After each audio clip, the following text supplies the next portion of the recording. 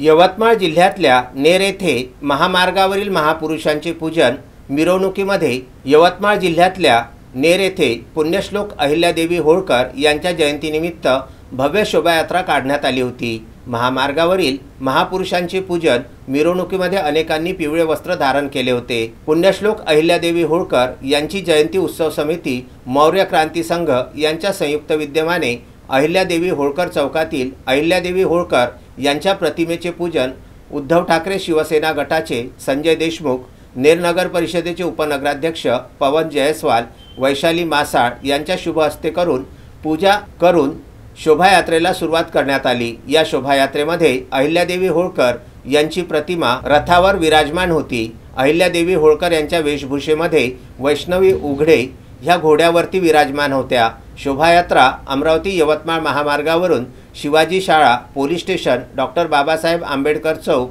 सराफ line, Baripura, Telipura या मार्गाने काढून पुण्यश्लोक अहिल्यादेवी होळकर चौकामध्ये समारोप करण्यात आला। यावेळी छत्रपती संभाजीराजे, महात्मा ज्योतिबा फुले, भाऊसाहेब पंजाबराव देशमुख, डॉक्टर बाबासाहेब आंबेडकर, लोकशाहीर अण्णाभाऊ साठे यांच्या प्रतिमेचं पूजन करण्यात आलं। अहिल्यादेवी बहुउद्देशीय संस्थेचे, मौर्य क्रांती संघाचे, मल्हार सेनेचे अनेक समाजबांधव यावेळी उपस्थित होते। राजमाता राष्ट्रमाता पुण्यश्लोक अहिल्याबाई होळकर यांच्या 298व्या जयंतीनिमित्त मी सर्वांना शुभेच्छा देते। तसेच आज नेर येथे भव्य आणि दिव्य अशी रॅली काढण्यात आली आणि अहिल्यामाईची जयंती ही सर्व बहुजनांची आहे। अहिल्यामातेने सर्व समाजाचे ज्या लोक आहेत त्यांच्यासाठी कार्य केलेलं आहे। स्पेसिफिक कुठल्याच धनगर जातीसाठी कार्य केलेलं नसून ही जयंती सर्व बहुजनांनी साजरी करावी अशी माझी कळकळांची सर्वांना विनंती आहे।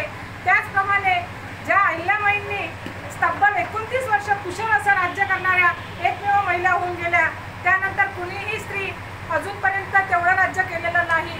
परंतु स्त्रियांनी का मागे राहावं, स्त्रियांनी अहिल्यामातेचे विचार आपल्या डोक्यामध्ये घेऊन स्त्रियांनी कसं जगावं, काय करावं, प्रत्येकाला प्रपंच असतो, त्या प्रपंचातून सुद्धा त्यांनी वेळ काढून 29 वर्ष राज्य केलं तर आपल्या स्त्री काय करू शकत नाही याचं जिथं जागतं उदाहरण आहे। त्यांचा आदर्श आपण घेतला पाहिजे। या आजच्या स्त्रियांनी आपल्या घरात न राहता घर प्रपंच सांभाळून 1 तास का होईना समाजासाठी जर दिला तर समाजाची उन्नती झाल्याशिवाय राहणार नाही।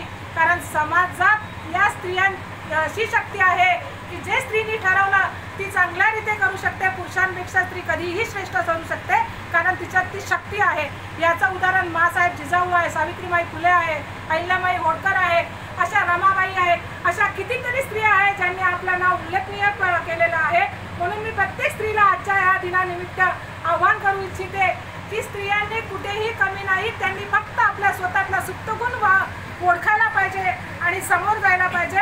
तर या देशाची उन्नती झाल्याशिवाय राहणार नाही असे मी या जयंतीच्या निमित्ताने प्रत्येक स्त्रीला सांगू इच्छिते।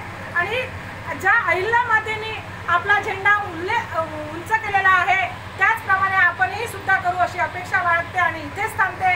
सर्वांना पुण्यश्लोक जयंतीच्या शुभेच्छा देते। एडकोट एडकोट जय मल्हार, एडकोट एडकोट जय मल्हार। अहिल्यामातेच्या विचारांचा विजय असो, अहिल्यामातेच्या विचारांचा विजय असो। जय मल्हार, जय अहिल्या। नवनाथ दरोई, विदर्भ न्यूज, नेर।